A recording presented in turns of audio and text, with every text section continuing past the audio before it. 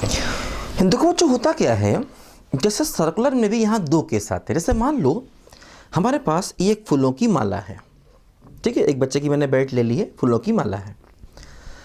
अब देखो इस फूलों की माला में क्या होगा, हम इधर से देखें या इधर से देखें, दो तरफ से देख सकते हैं। जैसे मान लो आप बैठे हैं, मैं इसको पीछे से देख रहा हूँ, तो जो चीज़ मेरे लिए एंटी क्लॉकवाइज है वो चीज़ तुम्हारे लिए क्लॉकवाइज है ना। इधर से देख रहे हैं, आप देख रहे हो सामने से, मैं देख रहा हूँ इसको पीछे से।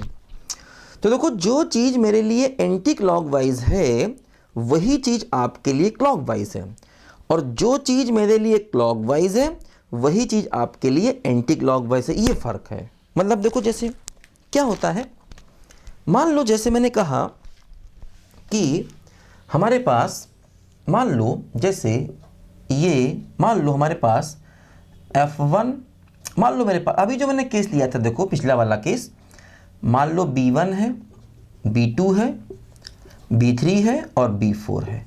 तो देखो मैंने क्या बताया था कि ये चारों केसेस सेम हैं। मान लो जैसे यहाँ मैं B1 ले आऊँ और यहाँ B2 ले आऊँ और यहाँ B3 ले आऊँ और यहाँ B4 ले आऊँ। अगली बार देखो फिर मैं इस B1 को यहाँ पर ले आऊँ, B2 यहाँ पर ले लूँ और देखो B3 यहाँ पर ले लूँ और B4 यहाँ।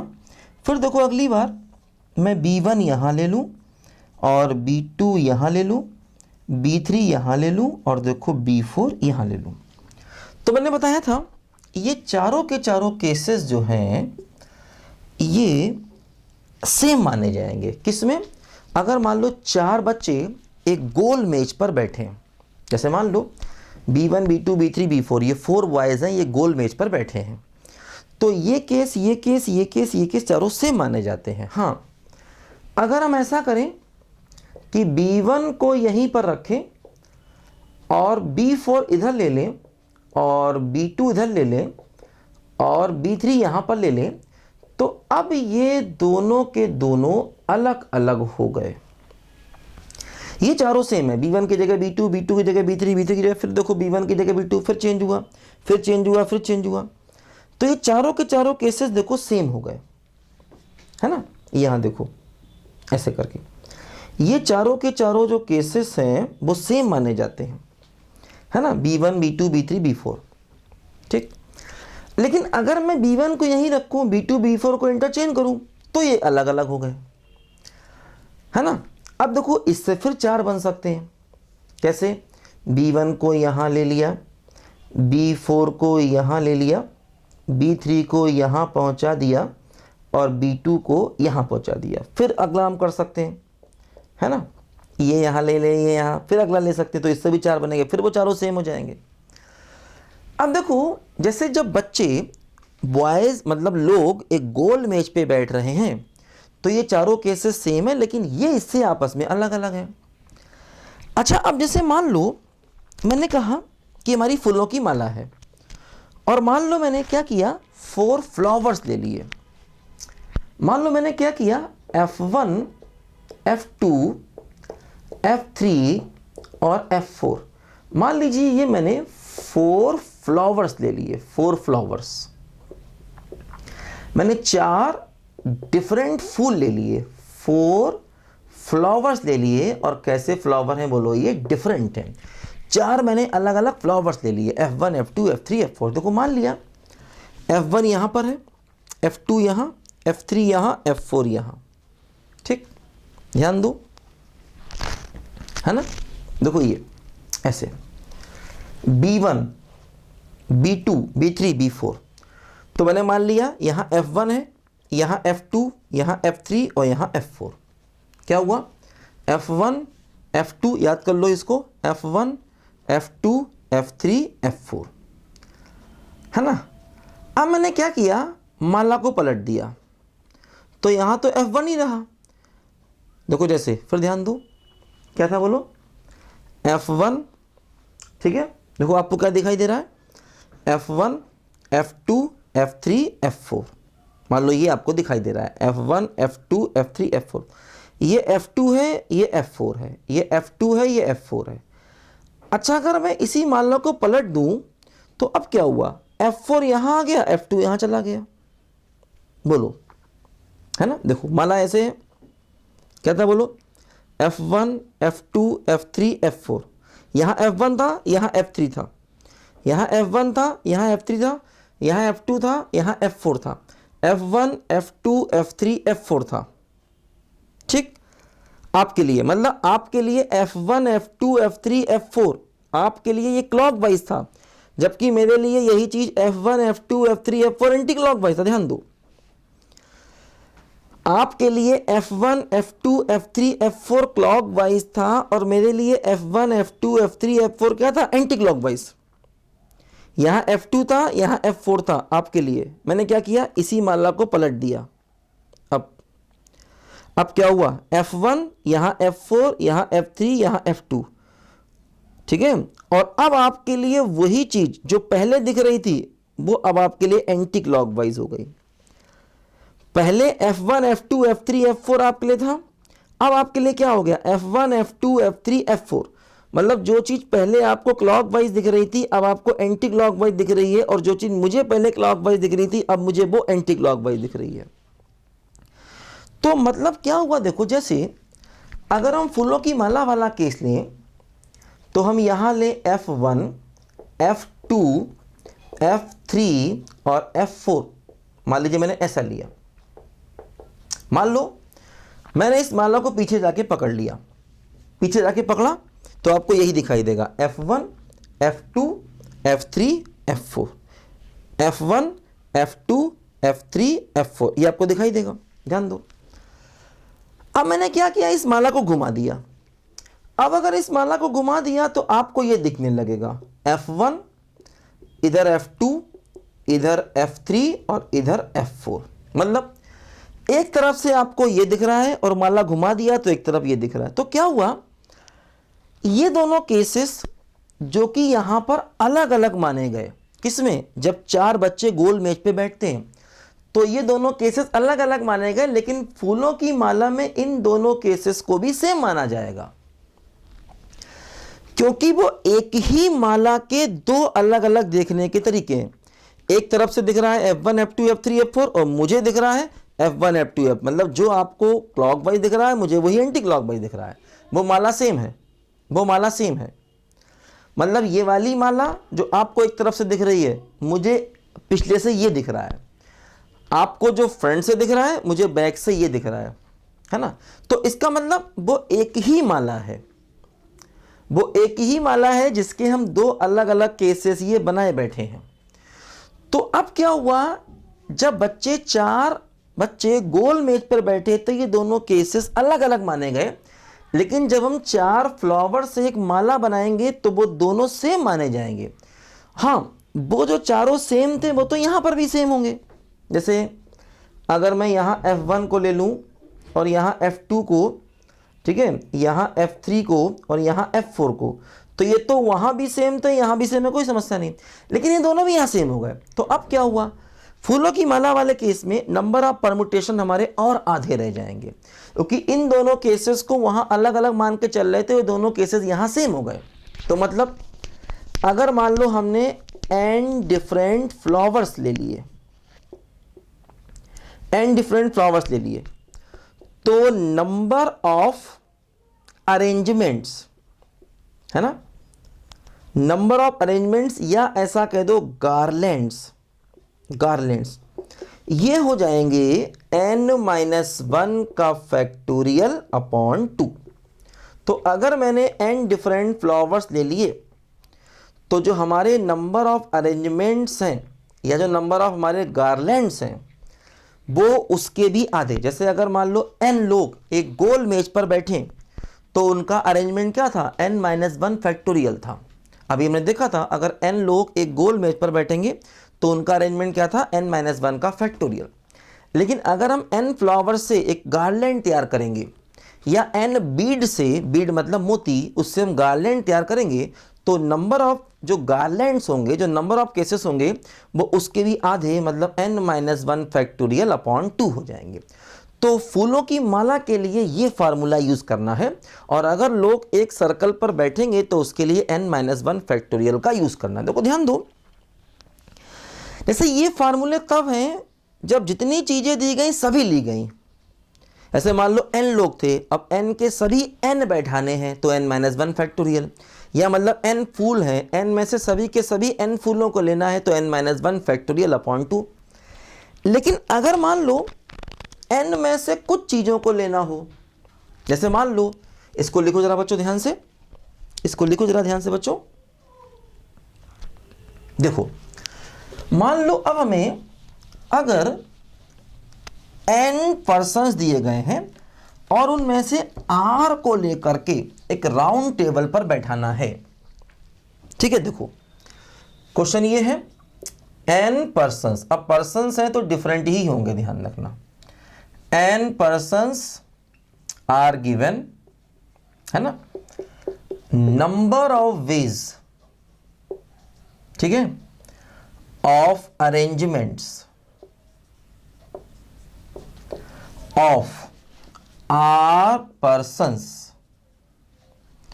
टेकिंग एट ए टाइम, ठीक है।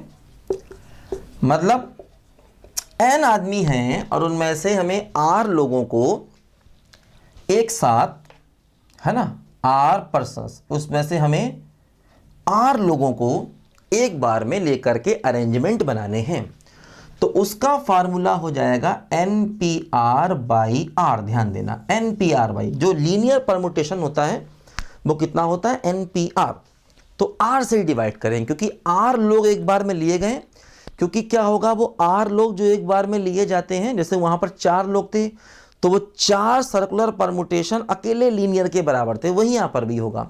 जो R सर्कुलर परमुटेशन होंगे वो अकेले लीनियर के बराबर होंगे। तो हमारा जो फार्मूला होता है, देखो लीनियर अरेंजमेंट का, वो NPR होता है कि n में से r लोगों को लेना, और यहां पर हमें r से और डिवाइड करना है तो NPR बाई R। ऐसा भी कह सकते हैं कि n लोग दिए गए हैं, उसमें से r लोगों को एक सर्कुलर टेबल पर बैठाना है तो NPR बाई R, ठीक है। इसी प्रकार मान लो अगर n डिफरेंट फ्लावर्स दिए गए हैं, ठीक है, n डिफरेंट फ्लावर्स दिए गए हैं या बीट्स दिए गए हैं, तो number of garlands taking are beads या are flowers at a time, ठीक है, वो हो जाएगा क्या, बोलो, NPR divide by 2R। n different flowers हैं तो r फ्लावर्स को एक बार में लेकर के अगर हमें गार्लैंड तैयार करने हैं तो उसमें भी 2 से डिवाइड, जैसे यहां भी देखो 2 से डिवाइड कर दिया था ना, तो उसमें भी 2 से डिवाइड हो जाएगा। अब देखो जरा यहां पर एक बात और भी ध्यान दो, जैसे क्या होता है, मान लो हम यहां पर एक बात और ध्यान दें, जैसे मान लो हमें क्वेश्चन ये दिया जाए, मान लो हमें B1 B2 B3 से लेकर के B10 तक 10, है ना, 10 बॉयज हैं, मान लो 10 बॉयज हैं, ठीक है, 10 बॉयज हैं, और हमने कहा कि भाई इन सभी को गोल मेज पर बैठाना है ना। हमने कहा कि भाई 10 बॉयज को, इन सभी को, या ऐसा कहो कि मान लो इनमें से, है ना, इनमें से हमें फॉर एग्जाम्पल सभी को गोल मेज पर बैठाना है ना, तो are seated around a round table, है ना, 10 boys are seated around a round table, मतलब चारों को एक गोल, 10 को एक गोल मेज के चारों तरफ बैठाना है, एक गोल मेज है चारों तरफ बैठाना है। तो नंबर ऑफ वेज कितने हो जाएंगे, बताया मैंने आपको, 10-1 का फैक्टोरियल मतलब 9 का फैक्टोरियल। देखो क्या होता है, इसी केस को हम ऐसे समझें कि 10 बच्चों को बैठाना था, तो हमने क्या किया, हमने कहा B1 ऐसा करो, तुम जाके पहले से ही बैठ जाओ। अब यहां पर क्या होगा, देखो 10 कुछ जगह होंगी, है ना, 10 जगह होंगी, तो अब B1 यहां जाके बैठ जाएगा, है ना। एक्चुअली क्या होता है, सर्कल में जगह कोई फिक्स नहीं होती हैं। जब मैंने कहा गोल मेज पे बैठाओ तो वो कहीं भी आदमी बैठ सकता, मैंने मान लिया। सर्कल में जगह फिक्स नहीं होती कभी भी। तो B1 यहाँ जाके बैठ गया। अब बचे 9 लोग, तो जो 9 बॉयज बचे उनके बैठने के तरीके कितने हो गए? 9 फैक्टोरियल। देखो वही तो ये आंसर है। मतलब हम इस फार्मूले में ऐसा मान के चलते हैं कि जैसे एक आदमी को पहले ही बैठा दिया गया हो। जैसे n-1 फैक्टोरियल जो अपना फार्मूला आता है, इसमें ये मान के चला जाता है कि एक बंदा पहले ही बैठ गया है, फिर बाकी बचे n-1 को बैठा दिया तो बात बराबर है। तो देखो क्या हुआ, अब जब हमने एक बंदे को बैठा दिया पहले ही, बाकी जो 9 बॉयज बचे, अब 9 बॉयज को बैठाना तो हमने लीनियर परमुटेशन का फार्मूला लगाया। मतलब अब इसमें 8 फैक्टोरियल नहीं किया, क्योंकि बैठे टोटल 10 ही। यहां भी 10 बच्चे बैठे थे, यहां भी 10 बैठे थे, लेकिन यहां पर हमने क्या किया, एक को पहले से ही बैठा दिया। तो एक को पहले से बैठा दिया तो बचे 9 लोग। अब 9 लोग में हमने 8 फैक्टोरियल नहीं किया, उसमें 9 फैक्टोरियल किया। तो कहने का मतलब ये है, ध्यान रखना सर्कुलर परमुटेशन में अगर कुछ चीजें पहले से बैठ जाएं तो अगली आने वाली चीजों के लिए हम सर्कुलर परमुटेशन का फार्मूला नहीं, बल्कि हम लीनियर परमुटेशन का ही फार्मूला लगाते हैं। जैसे मान लो हमसे क्वेश्चन कहे कि 10 बच्चे एक टेबल पे बैठाने हैं और एक बच्चा पहले से ही वहां बैठा हुआ है। तो अगर मान लो 10 लोगों को टेबल पे बैठाना है और एक आदमी पहले से बैठा हुआ है, तो उसका आंसर 10 फैक्टोरियल ही होगा, 9 फैक्टोरियल नहीं होगा। क्योंकि अगर एक भी चीज या 2 चीजें या 3 चीजें सर्कल में पहले से बैठ गई, तो जो अगली आने वाली चीजें बैठेंगी उनके लिए लीनियर परमुटेशन यूज करेंगे, ना कि सर्कुलर परमुटेशन। इस बात को ध्यान दो। तो जैसे मान लो हमसे कहा गया कि मेरे पास 10 बच्चे हैं, उनको एक राउंड टेबल पे बैठाना है, लेकिन वहां पर 2 बच्चे पहले से ही बैठे हुए हैं। अब वो कैसे बैठे हमको नहीं मालूम। तो अगर 2 पहले से ही बैठे हैं तो ये 10 बच्चे जो अगले बैठेंगे उनके बैठने के तरीके 10 फैक्टोरियल ही होंगे, ना कि 9 फैक्टोरियल।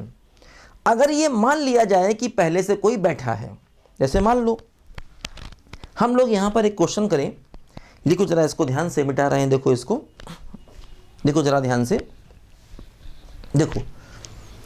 हम एक क्वेश्चन करें, क्वेश्चन देखो ये है यहां पर कि मान लीजिए हमसे कहा गया, क्वेश्चन ये है, हमसे कहा गया कि 4 गर्ल्स हैं एंड 5 बॉयज हैं, है ना, are seated around a round table if number first no 2 girls are together। कोई भी 2 लड़कियां एक साथ ना बैठे, है ना, बैठाना सभी को है, लेकिन हम चाहते हैं कोई भी 2 लड़कियां एक साथ ना बैठे। देखो अब क्या होगा, हम पहले क्या करेंगे, बॉयज को बैठाएंगे। देखो मान लिया ये बॉयज हैं, B1 B2 B3 B4 B5, मान लिया ये बॉयज हैं। तो हमने कहा ठीक है भाई बॉयज जाके तुम बैठो, B1 B2 B3 B4 और B5, 5 बॉयज हो गए। तो 5 बॉयज के जो बैठने के तरीके होंगे वो 4 फैक्टोरियल होंगे, क्योंकि हम चाहते हैं कोई 2 लड़कियां पास पास ना बैठे, तो हम पहले बॉयज को बैठा देंगे। अब 5 बच्चे बैठेंगे तो 4 फैक्टोरियल बेस में। अब क्या हुआ, इनके बीच में जो जगह बची हैं, इन जगहों पर बैठेंगी 4 लड़कियां, तो 5 जगह बची हैं और 4 लड़कियां बैठेंगी। तो अब लगेगा लीनियर का फार्मूला। तो जो 4 गर्ल्स बचे हुए हैं इनके तरीके होंगे 5p4। अब देखो सिर्फ लीनियर लगेगा, क्योंकि बॉयज पहले से बैठ चुके हैं। तो अगर कुछ चीजें पहले से बैठ जाती हैं तो अगली आने वाली चीजों के लिए हम लीनियर लगाते हैं। तो जो बची हुई 4 लड़कियां हैं वो 5 जगहों पर बैठेंगी, तो 5p4। तो हमारा फाइनल आंसर क्या हुआ, 4 फैक्टोरियल इंटू 5p4। ये हमारे क्वेश्चन का फाइनल आंसर हो गया, ध्यान दो, ठीक है। तो अगर कुछ लोग पहले से बैठ गए तो अगले आने वाले लोग जो बैठते हैं उनमें सीधे हम लीनियर का ही यूज करेंगे, उसमें सर्कुलर का यूज हम नहीं करेंगे। तो तो पहले 5 बॉयज़ को बैठाएंगे 4 फैक्टोरियल बेस में, उसमें सर्कुलर ही लगाएंगे। लेकिन जब 5 बच्चे बैठ गए तो उनके बीच में 5 जगह बची, उन 5 जगहों पर 4 लड़कियां बैठें, क्योंकि हम चाहते हैं कोई भी 2 लड़कियां साथ में ना बैठे। देखो ध्यान दो, जैसे मान लो अब इसी सवाल में हम ऐसा कहें कि पहला केस तो ये था, दूसरा केस ये था ऑल बॉयज आर टुगेदर, सारे लड़के एक साथ बैठे। तो हम क्या करेंगे, देखो बॉयज कितने हैं, B1 B2 B3 B4 B5, पांचों के पांचों लड़कों को एक रस्सी से बांध देंगे। बच गई 4 गर्ल्स, कौन कौन सी, G1 G2 G3 G4, 4 girls बच गई, 5 बॉय थे, इनको एक रस्सी से बांध दिया। काउंटिंग करो कितने हुए, 1 2 3 4 5, 5 चीज़ें हुई। तो 5 चीज़ें हुई, तो 5 चीज़ों के बैठने के तरीके 4 फैक्टोरियल, 5 चीज़ें बैठेंगी सर्कल में 4 फैक्टोरियल। लेकिन ये पांचों बॉयज़ आपस में अपने प्लेस चेंज करेंगे तो कितना होगा, अगर ये पांचों आपस में प्लेस चेंज करेंगे तो 5 फैक्टोरियल, तो इंटू 5 फैक्टोरियल, है ना। तो फिर समझो, पांचों लड़के एक साथ बैठने थे, हमने उनको एक रस्सी से बांध दिया। अब काउंटिंग शुरू की, 1 2 3 4 5। अब 5 चीज़ें हैं, 5 चीज़ें अगर हम सर्कल में रखेंगे तो 4 फैक्टोरियल, n-1 का फैक्टोरियल, ठीक है। अब अगर ये पांचों बच्चे आपस में अपने प्लेसेस चेंज कर सकते हैं, रहेंगे एक साथ, प्लेसेस चेंज करेंगे तो 5 फैक्टोरियल, तो 4 फैक्टोरियल और इनके प्लेस का चेंज करने के तरीके 5 फैक्टोरियल। तो ये हमारे क्वेश्चन का आंसर आ गया, ठीक। मान लो क्वेश्चन ऐसा पूछा जाए कि all 4 boys are never together, मतलब पांचों के पांचों all 5 boys are never together, मतलब पांचों बॉयज एक साथ नहीं आए। तो पांचों बॉयज एक साथ नहीं आए, इसका मतलब total cases minus all boys together वाला केस, ठीक है। पांचों एक साथ नहीं आए, 4 आ सकते हैं, 3 आ सकते हैं, 2 आ सकते हैं, मतलब नहीं, पांचों एक साथ नहीं आए। तो टोटल केस कैसे निकालेंगे, देखो 4 गर्ल्स है 5 बॉयज है, टोटल 9 लोग हुए। अब 9 लोग अगर बैठेंगे तो क्या होगा, 8 फैक्टोरियल, 4 गर्ल्स 5 बॉयज 9 लोग हो गए। 9 लोग अगर बैठेंगे तो क्या होगा, 8 फैक्टोरियल। तो टोटल केसेस कितने हो गए बोलो, 8 factorial minus all boys together वाला, देखो ये केस था, क्या बोलो, 4 फैक्टोरियल इंटू 5 फैक्टोरियल। तो ये हमारे क्वेश्चन का फाइनल आंसर होगा। All 5 boys are all never together, मतलब पांचों बच्चे एक साथ ना बैठे। तो total cases minus all boys together वाला केस जो ये निकाला था। टोटल केस मतलब 9 लोग हैं, अब 9 लोग बैठेंगे तो 8 फैक्टोरियल वेज में, एक कम, ठीक है। तो ऐसे करना है हमें थोड़ा सा, अगर इसमें इफ एंड बट होता है तो इस टाइप के केसेस लिखो जरा बच्चों ध्यान से।